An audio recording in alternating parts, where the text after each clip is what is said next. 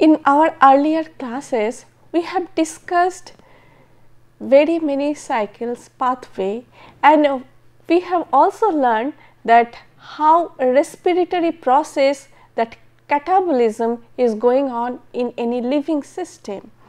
Today we will be learning another new pathway which is going on inside any living cell, and it is playing a very important role as far as the living system is concerned, and that is called the urea cycle. And today I will start with this urea cycle, followed by gluconeogenesis, and it will be ended with glyoxylate pathway. So, let us start with urea cycle. Now, urea cycle is otherwise known as ornithine cycle. The biochemical reaction which is going on in every living cells, including that animal being, and that produces urea from ammonia.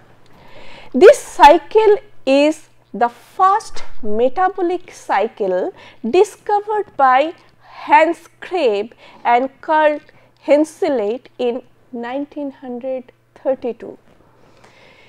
In this particular cycle, what we will be learning? We will be seeing that how urea is being produced in the living system. Now, ammonia, which is released mostly by this by this amino acid, is breakdown in the liver. Some of this ammonia is used in the biosynthesis of nitrogenous compound, and the remaining excess ammonia, mainly present in the form of ammonium ion, is found to be toxic, and at high concentration in the living system, if it starts getting accumulated, it has been seen that it causes brain damage. So, this particular byproduct which is produced inside the cell is to be removed, and how it is removed? It is removed through this urea cycle. So, ammonia has to be effectively removed from the cell because of this toxic effect. This removal of this ammonia takes place in the following way.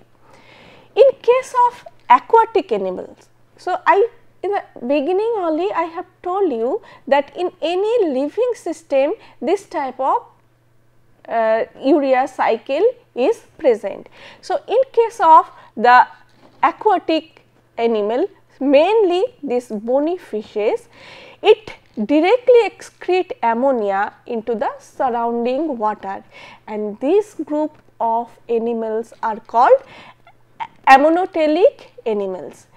That means these are the group of animal, they are secreting ammonia directly to the surrounding, and it is going out of the body system.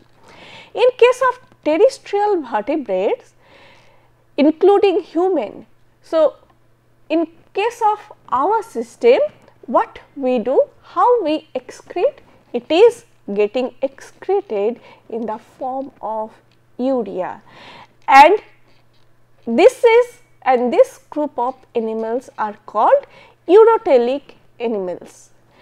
In case of birds and reptiles, where they convert this ammonia to uric acid before excretion, and that group of animals are called uricotelic animals. So, these are the different variations. So, what we have learned? We have learned that this ammonia can directly be released from the body it may be converted to urea or it may be converted to uric acid to the surrounding environment, and it is going out of the system. And when such type of metabolism, when such type of processes are going on inside the system, we are detoxifying our body from this toxic accumulation. Today we will be learning that how urea is being excreted from the system, living system. Now, if we see the structure of urea, it is the diamine of carbon. Very simple structure, that is 2 amino group is attached to this C11O. In contrast to ammonia, which is basic in nature, urea is neutral and hence it is non-toxic in nature. It is easily transported in blood and excreted in urine.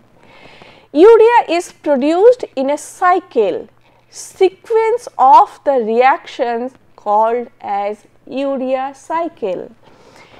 Its location, if we see the location of this urea cycle, then in the liver cell and subcellular location, that is, if we further classify, then we can find that it is partly taking place in the mitochondria and partly it is taking place in the cytoplasmic fluid of the cell. So, you just see, in case of glycolytic process, we have seen that glycolysis is taking place in the cytoplasmic fluid. Mitochondria is taking place in the this TCA cycle is taking place in the mitochondria, but you see this urea cycle which is taking place in partly in the mitochondria and partly in the cytoplasmic fluid. So, this is the particular cycle. Now, here if we see in comparison to the other metabolic pathways, what we have already learned that glycolytic pathway, when I discussed, I told that this process is the 10 steps process. In case of TCA cycle, I told that TCA cycle is the 8 steps process, and in each step we have seen that the role of precursors are immense. We cannot ignore. In this particular urea cycle also, we have seen that precursors are playing a significant role in the 5-step process of urea cycle. Now, these precursors are carbon dioxide in the form of bicarbonate, this nitrogen. How nitrogen nitro groups are coming? One is directly derived from the ammonium, that is NH4 plus, and second one is coming from the amino acid, that is the aspartate. ATP molecules are playing a significant role in this urea cycle. In case of that respiratory process, we have seen that how ATP molecules are generated when this catabolic process is going on in the living system. Here we will be seeing that how ATP driven process is also simultaneously going on in the living system, and urea cycle is one of such example. Now, here ATP is needed to carry forward this reaction. Water molecule is also playing a significant role in the urea cycle. Now, as I have told you that urea cycle is a 5-step process, and here different enzymes are playing a very important role in this particular cycle. If we see the different enzymes, we can find that carbamoyl phosphate synthetase 1, ornithine transcarbamylase arginosuccinate synthase,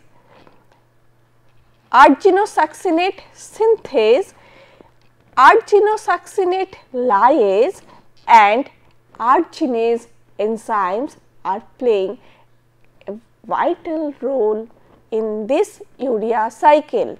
Now, at a glance, if I give you the overview of this urea cycle, then we can see that initially this ammonium ion and bicarbonate in presence of two molecules of ATP is produced carbamoyl phosphate, and this carbamoyl phosphate is the first product of urea cycle.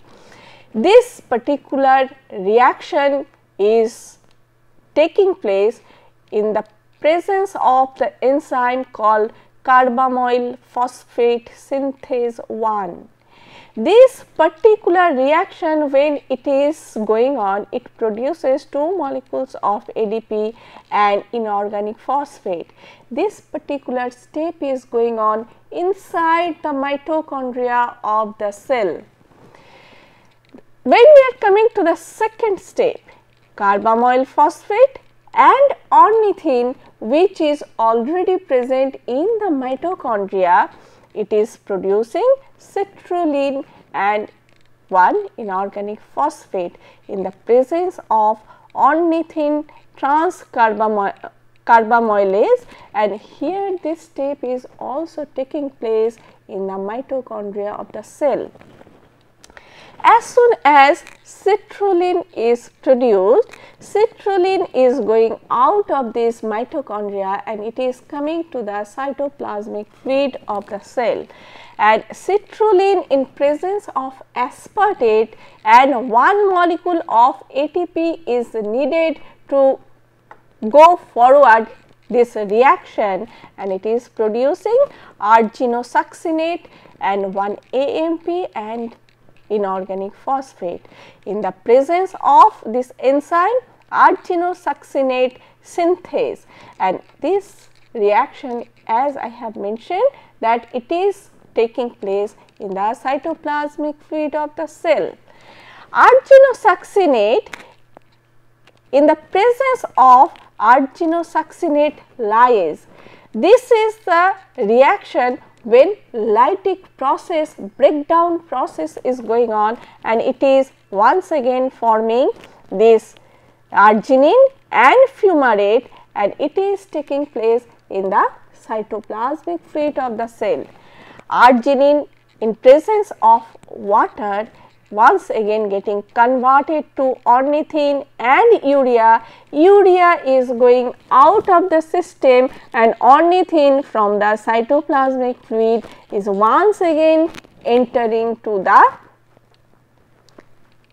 mitochondria to carry out this cycle, and this way continuously this cycle is going on inside any living system, and urea is generated and going out of this living system. Now, I have told you the overview of this reaction.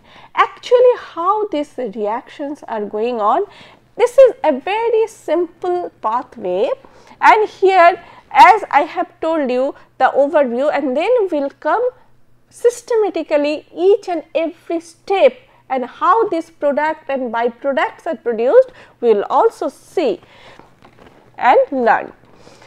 See here, this carbon dioxide and ammonia in presence of two molecules of ATP producing this ADP and PI, and carbamoyl phosphate is produced.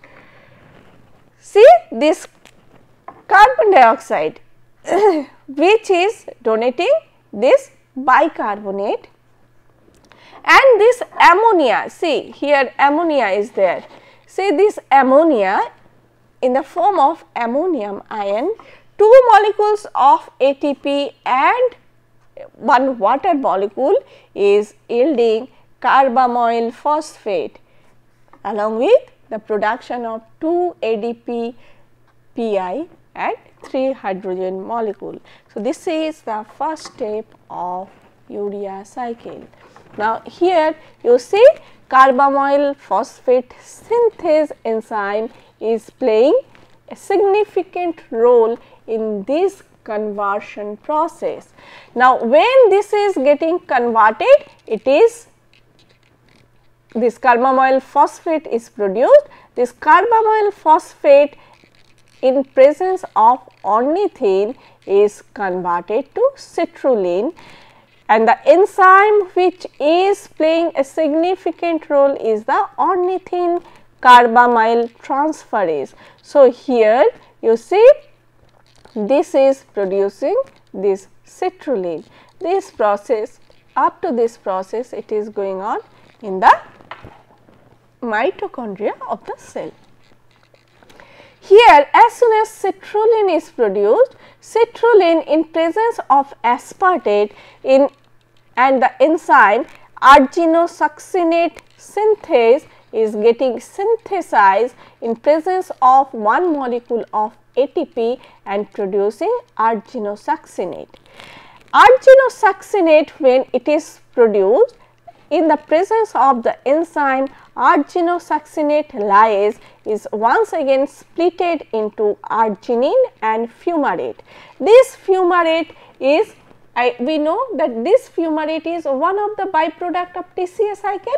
So, this fumarate is entering to the TCA cycle, and this arginine, which is another product of this particular cycle, goes forward, and in the presence of this enzyme arginase, it releases this urea from it and another product ornithine. This ornithine is once again entering to this mitochondria of the cell. Now, let us come stepwise to this particular reaction, that how these reactions are going on and how the intermediate products and byproducts are produced. In the first step, we have learned that bicarbonate and ammonium ion combine to form carbamoyl phosphate. So, we have already learned this carbamoyl phosphate formation, where this bicarbonate, that is HCO3 minus, which is contributed by this carbon dioxide, and from this ammonia, this ammonium ion is coming. So, these two products, when they are coming, this bicarbonate, you see this is the bicarbonate, and when ATP molecule, I told you that 2 molecules of ATP are needed, this is 2 molecules of ATP.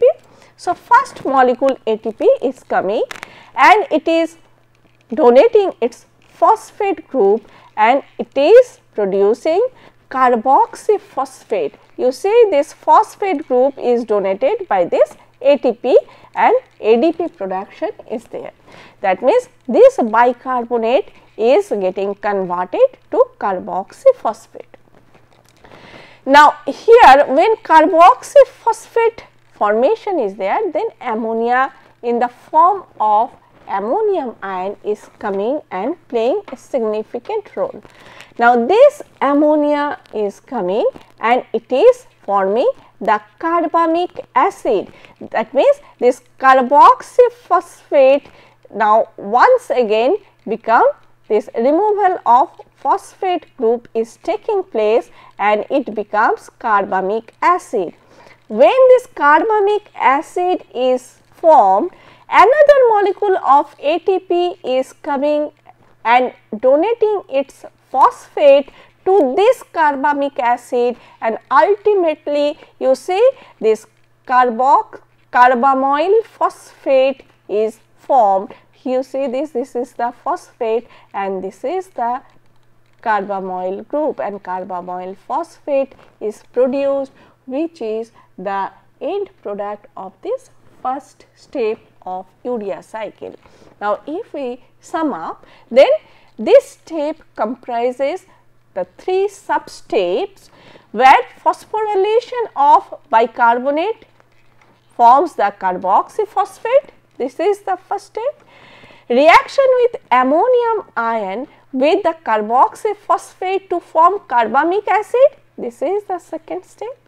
And finally, once again this carbamic acid is getting phosphorylated, and finally phosphorylation of carbamic acid to carbamyl phosphate is taking place. So, we can see that this reaction, what we have seen, that though it is showing a single step reaction, but in reality it is a complex reaction where 3 substeps are needed, where bicarbonate is converted to carboxyphosphate, carboxyphosphate is converted to carbamic acid, and once again ultimately carbamyl phosphate is produced. Now, when this carbamyl phosphate is production is over, then this second step, this is the second step. In this step 2, what is happening? This carbamyl phosphate is reacting with the ornithine. See, this is the ornithine which is there in mitochondria, is coming in contact with this carbamyl phosphate, and it is producing the citrulline. Now, here in this second step, carbamyl residue is transferred to ornithine forming citrulline. That means, this is the carbamyl residue.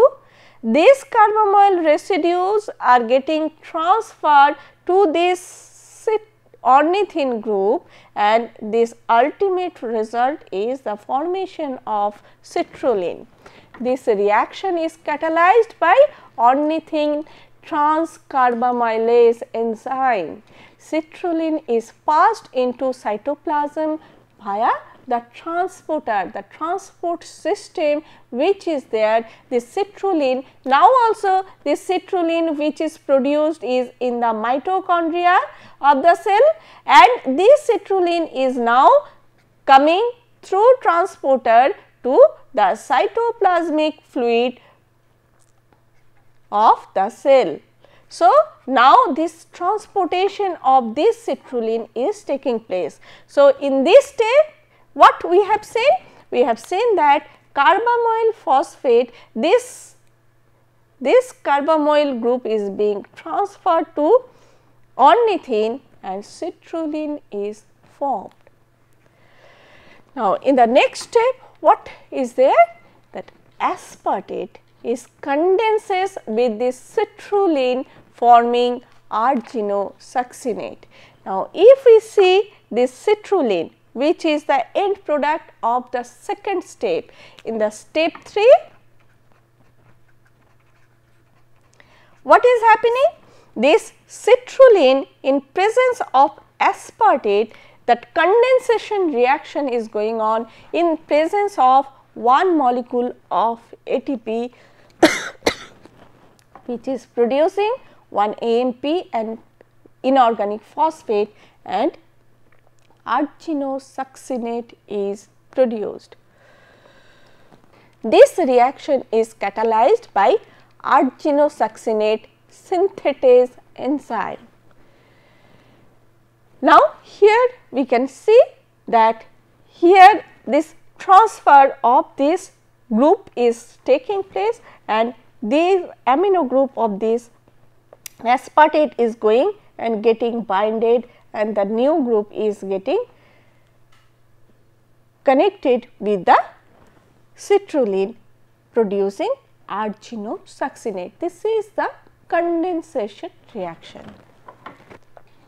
Arginosuccinate in the next step is getting cleaved. Now, this arginosuccinate is once again producing this, separating this arginine from the fumarate. Now, you see here this, it is that step 4. In the next step, what is happening? This arginosuccinate in the presence of lyase enzyme, arginosuccinate lyase, it breaks this bonding, and you see here this arginine, it is one amino acid arginine. See here this amine groups are getting separated, and fumarate, which is one of the byproduct of TCA cycle, is being released, and this fumarate can enter to the TCA cycle for subsequent utilization. And in the last step, what is happening in step 5? What is happening? This arginine in the presence of the enzyme arginase is getting converted to urea and ornithine. The hydrolysis of arginine generates urea and ornithine. Now, see here this group is being separated and urea is produced and ornithine is once again going and entering to the mitochondria for urea cycle. This reaction is catalyzed by this arginase enzyme. Ornithine is transported back to mitochondria for the next cell cycle. Now, if we see this urea cycle, it can be linked with the citric acid cycle. As I have already mentioned you that urea cycle, during this urea cycle we have seen the generation of fumarate, which is one of the intermediate of TCA cycle. Each cycle though operates independently, but are connected depending on the transport of intermediates. Fumarate gets converted to malate in cytosol by fumarate dehydrogenase, that is one of the isozyme, and then it is transported to mitochondria where it takes part in that TCA cycle. So, in the mitochondria this fumarate takes part for citric acid cycle. Aspartate in mitochondria can be transported to cytosol and it takes part in the urea cycle. Now, here whatever I have told, if I sum up, then we can find that you see here carbamoyl phosphate in the presence of ornithine is producing citrulline. As soon as citrulline, see this is the cell and this is the mitochondria and this is the cytoplasmic fluid. So, citrulline is produced, citrulline is getting transported out of this mitochondria to the cytoplasmic fluid. This citrulline is now producing arginosuccinate. Arginosuccinate, when it is cleaved, it is producing arginine and fumarate. So, this fumarate is entering to this TCA cycle back to this mitochondria. Fumarate may get converted to malate and this malate can once again come and enter to this TCA cycle, and this particular reaction we can tell that aspartate arginosuccinate shunt for citric acid cycle, which is a bypass reaction, and here this arginine which is produced is releasing urea and ornithine is transported into mitochondria and this urea cycle is getting completed, and this is all about this urea. Now, coming to this regulation, the enzyme carbamoyl phosphate synthetase 1 is allosterically activated by N-acetyl glutamate. This is one of the very important product which is controlling the activity of carbamoyl phosphate synthetase 1. Steady state level of N-acetyl glutamate is determined by the following, that is the concentration of glutamate and acetyl CoA, that is one way, and another is the arginine, which is considered to be the activator of N-acetyl glutamate synthase enzyme. So, these are the two important regulator. If we see this acetyl-CoA and glutamate, we can find that in the cell acetyl-CoA is produced with fatty acid oxidation and beta oxidation. So, here we can get acetyl-CoA, and glutamate is one of the amino acid which is present in the cell, is undergoing reaction with the enzyme, with the help of the enzyme N-acetyl glutamate synthase, and it is producing the enzyme called N-acetyl glutamate.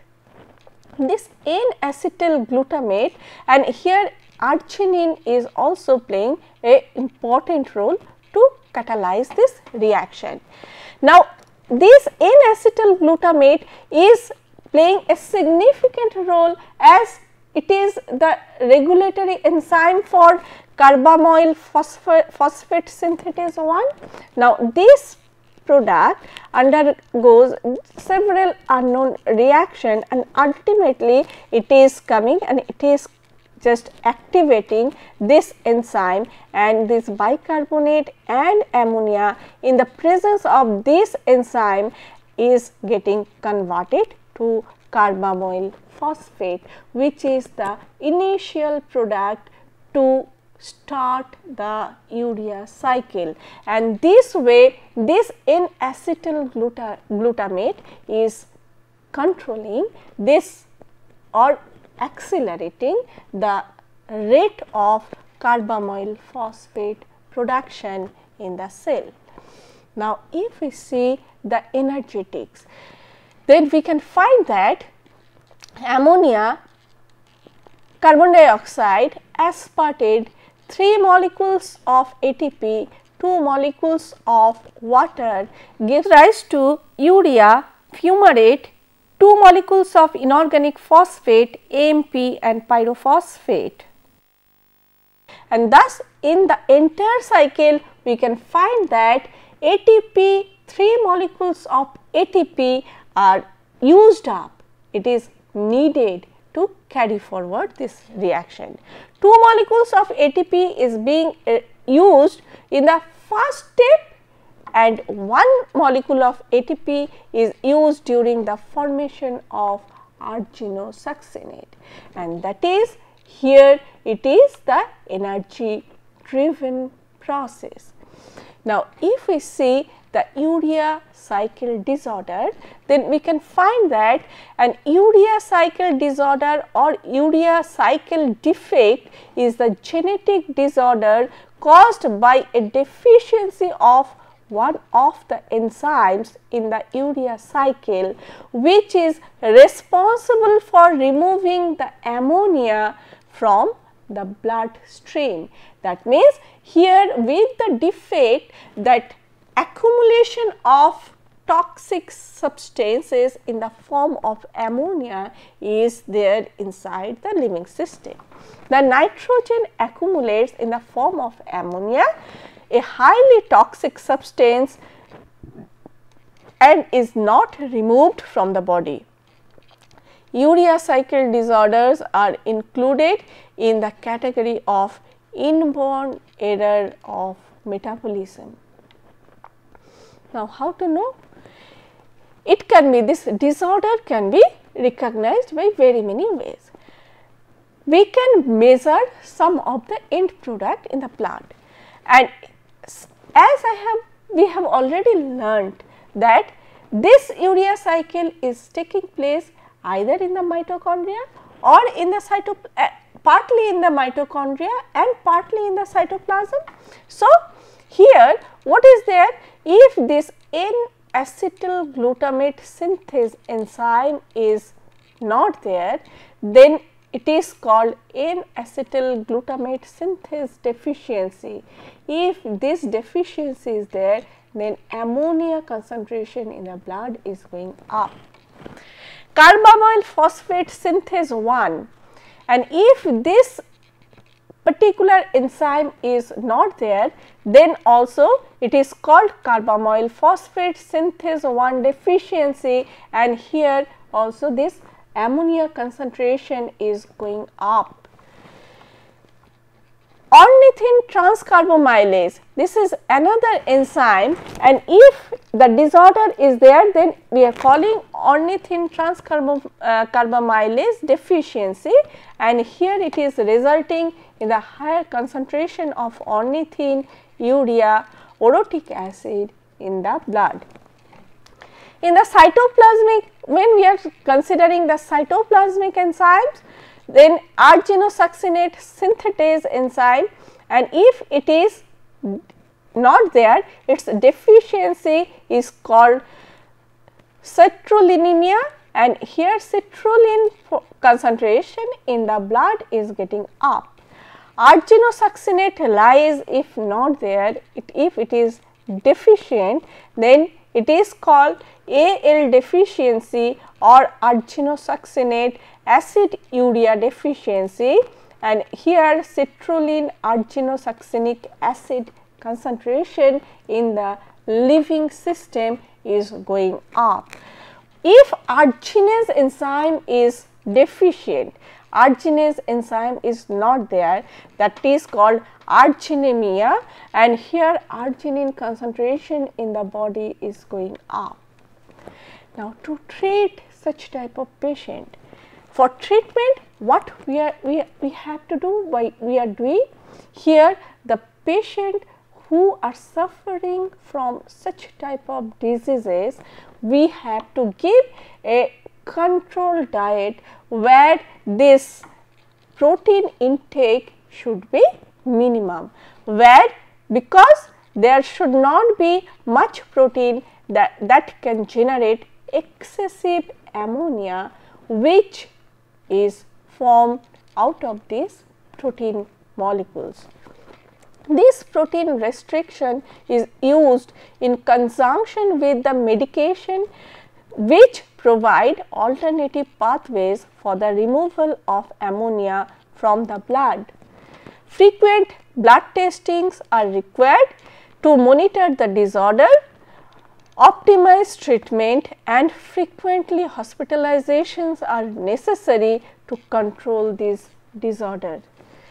At the most extreme cases, a few liver transplantation has been taken place successfully to cure this disorder.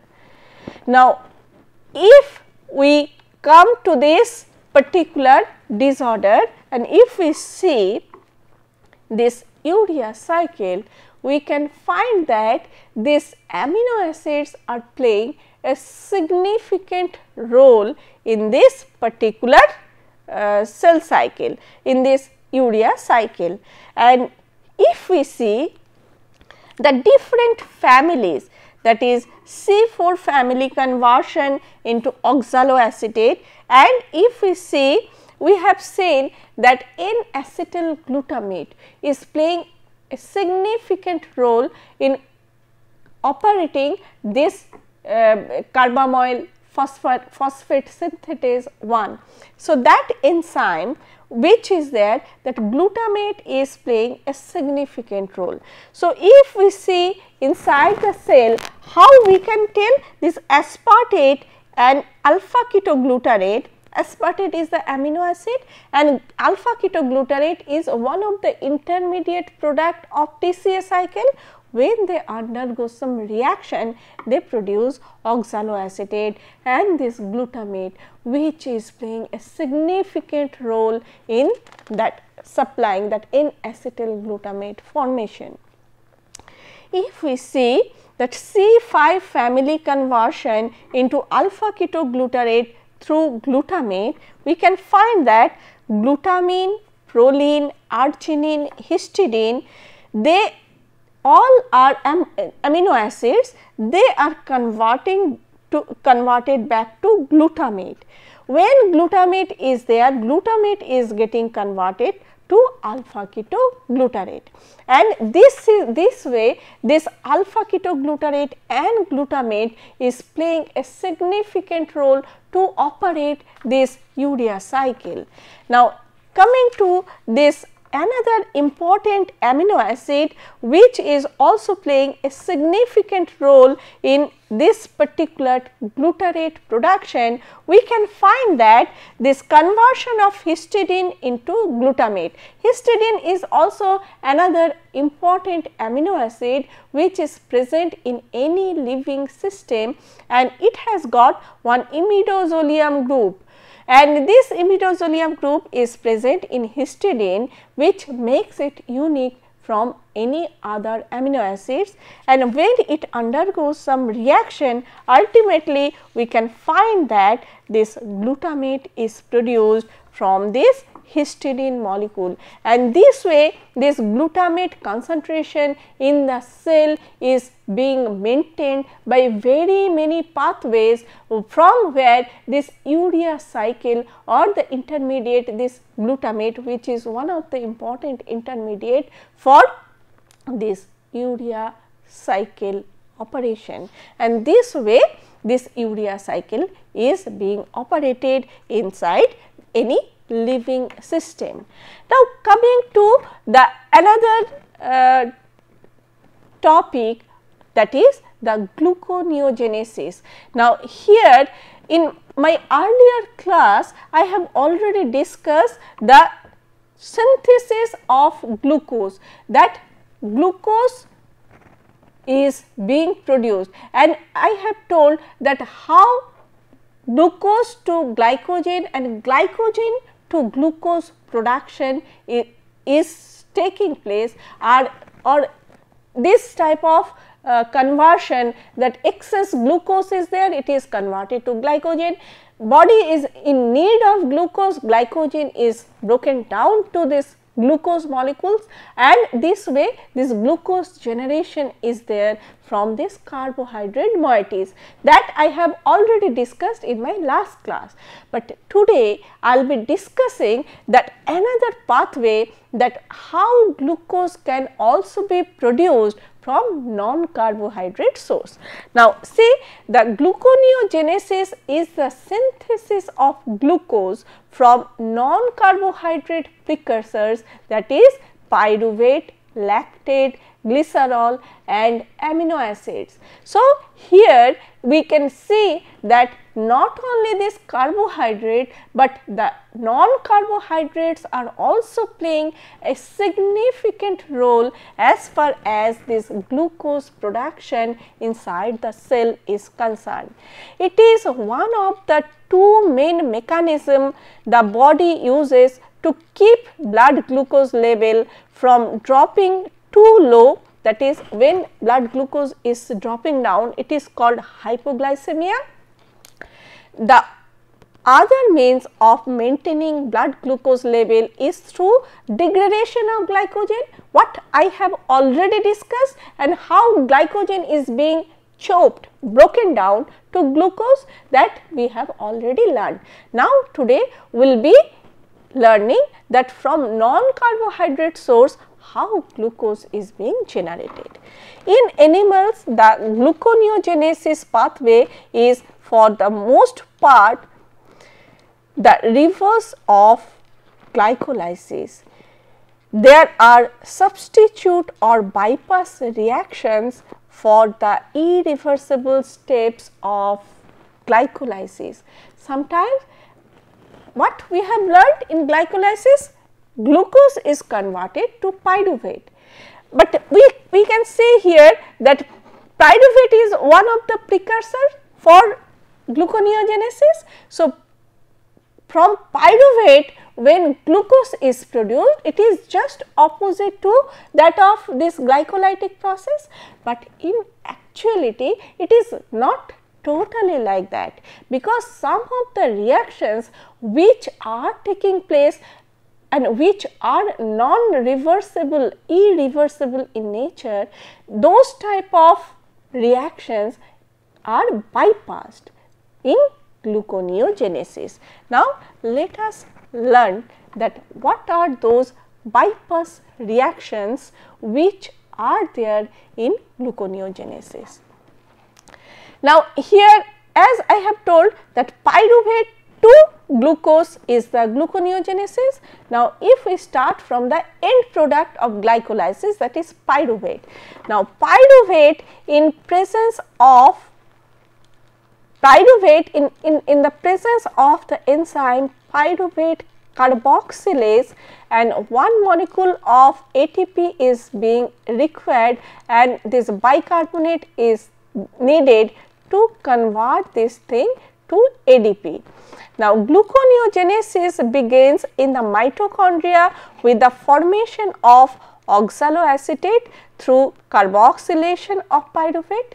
This reaction also requires one molecule of ATP and is catalyzed by pyruvate carboxylase. This enzyme is stimulated by high level of acetyl-CoA, that is production in beta oxidation in the liver, and inhibited by high level of ADP. Oxaloacetate then converted to phosphoenol pyruvate by the enzyme phosphoenol pyruvate carboxylase. So, pyruvate is getting converted to oxaloacetate. Oxaloacetate is then in the presence of carboxykinase enzyme. This enzyme is converting this oxaloacetate to phosphoenol pyruvate, and one molecule of GTP is converted back to GDP, and one molecule of carbon dioxide is being produced in this particular reaction. That means, this is the decarboxylation reaction which is going on while conversion of oxaloacetate to phosphoenol pyruvate. This is first step, that is the bypass, which is not there in case of glycolytic process. In the second reaction, if we see the second bypass reaction of gluconeogenesis, then we can find that fructose 1,6-bisphosphate. In the presence of this enzyme, fructose 1,6-bisphosphatase is converted back to ADP to ATP. That means, from this fast phosphate, that fast carbon of this fructose which is phosphorylated, this dephosphorylation is going on, and from the fast carbon phosphate group is being taken up, and ADP to ATP formation is taking place, and fructose 6-phosphate is produced. This particular step is also otherwise known as rate limiting step of gluconeogenesis. In the another bypass reaction where we can see that glucose 6-phosphate is once again dephosphorylated and it is converted back to glucose in the presence of this enzyme glucose 6-phosphate. Here also we can find that this molecule of ADP with uptake of this phosphate group is converted back to ATP. Now, the final reaction of gluconeogenesis is the formation of glucose, which occurs in the lumen of the endoplasmic reticulum, where glucose 6-phosphate is getting hydrolyzed by this glucose 6-phosphatase enzyme, and glucose is being produced as a final resultant product. Glucose is shuttled into the cytoplasm by glucose transporters located in the membrane of the endoplasmic reticulum.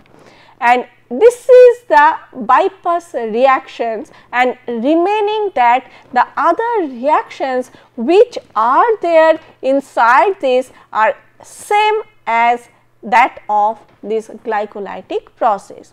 So, if we see this reversal of this particular reaction, we can find that this pyruvate is getting converted to glucose, and here is this bypass reactions, and these bypass reactions are different from that of this normal conventional reaction. Now, if we see the glycolysis, gluconeogenesis and pentose phosphate pathway, the main regulation of this pathway occurred in connection with this glucose 6 phosphate, and this pathway interact with at least 2 other pathways. Regulation of the pathways around glucose 6 phosphate is important. Glucose 6 phosphate and or fructose 6 phosphate are allosteric inhibitors of hexokinase, that is depending upon, or glucokinase, that is depending upon the tissue. Insulin activates glycolysis, glycogenesis and pentose phosphate pathway, but reduces gluconeogenesis, and these are the some of these differences and similarities. If we see the stoichiometry of gluconeogenesis, then we can find that from 2 pyruvate 1 molecule of glucose is being produced, and this reaction is thermodynamically this is possible and feasible. In contrast, the stoichiometry of this reversal of glycolysis is thermodynamically unfavorable reaction, where delta G is coming positive 84 kilojoule per mole. So, here also pyruvate is getting converted to glucose. So, these are some of these differences in gluconeogenesis and glycolytic process. So, these are this bypass reaction, this fructose 6 phosphate to this glucose formation, fructose 1,6 bisphosphate. Here this is one of this reaction, phosphoenol pyruvate is another bypass reaction, and this glucose formation is the third step, which is not similar to that of glycolytic process, and here is the dissimilarities of gluconeogenesis and glycolytic process. If we see that gluconeogenesis is taking place in the liver and in the muscle, glycolysis is taking place. Now, glucose is getting converted to pyruvate to lactate, and then this lactate is being entered to this liver cell, and from lactate to pyruvate and pyruvate to once again glucose is produced in the process through the process of gluconeogenesis, and this glucose is once again coming to this the muscle cell of the body. Oxaloacetate utilizes the cytosol of this gluconeogenesis. Cytosol for gluconeogenesis is formed in the mitochondrial matrix by carboxylation of pyruvate. Oxaloacetate leaves the mitochondria by a specific transport system in the form of malate, which is reoxidized, and oxaloacetate is formed in the cytosol. So, this is the pyruvate to oxaloacetate to malate, and once again this malate is coming to the cytoplasmic fluid and malate to oxaloacetate is produced, and this way mitochondria and the cytosol, these reactions are going on. This is, as I have already discussed, this is the reversal of this glycolytic and gluconeogenesis process.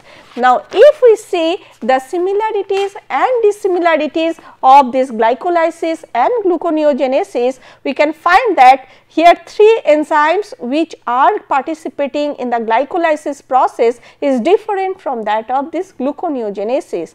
Hexokinase, here it is in glycolytic process, here glucose 6 phosphatase, phosphofructokinase, fructose 1,6 bisphosphatase, and pyruvate kinase, it is pyruvate carboxylase or phosphoenol pyruvate carboxykinase. These are the enzymes. And if we see the C3 family conversion to this pyruvate, we can find that alanine and alpha ketoglutarate is producing this pyruvate. This pyruvate can also be produced from this amino acid, different amino acid like alanine, serine, tryptophan, glycine, and ultimately with this cysteine, threonine and amino acetone are there, and ultimately you can see this pyruvate is produced, and this pyruvate, from this pyruvate once again this your gluconeogenesis, that glucose generation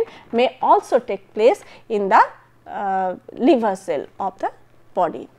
Now, coming to the last this another cycle, that is the glyoxylate cycle.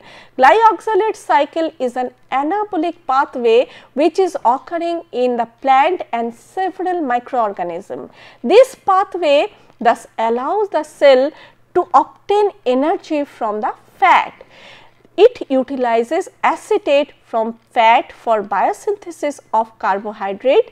The glyoxylate cycle, whose initial reactions are identical to that of this TCA cycle.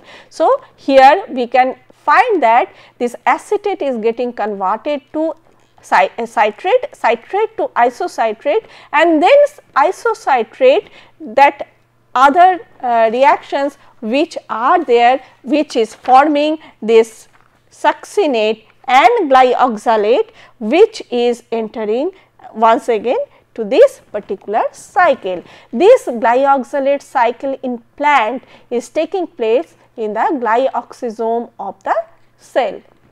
Now, see, acetyl CoA in the presence of this particular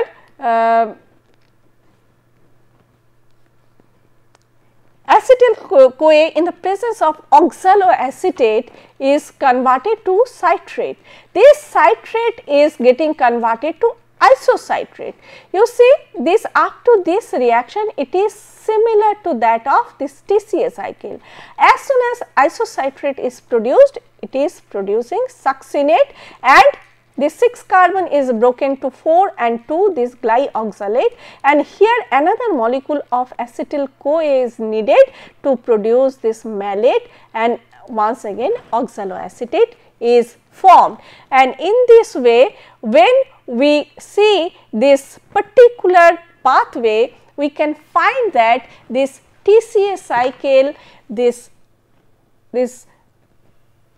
glycolytic process, TCA cycle, urea cycle, glyoxylate pathway, this gluconeogenesis, and all these pathways which are simultaneously going on inside the cell are playing a significant role, and how we have seen that one intermediate products are being utilized for one pathway to another through the shuttle system. And this way, in very complex reactions, n number of reactions are simultaneously going on inside the cell, inside the living system. Thank you very much.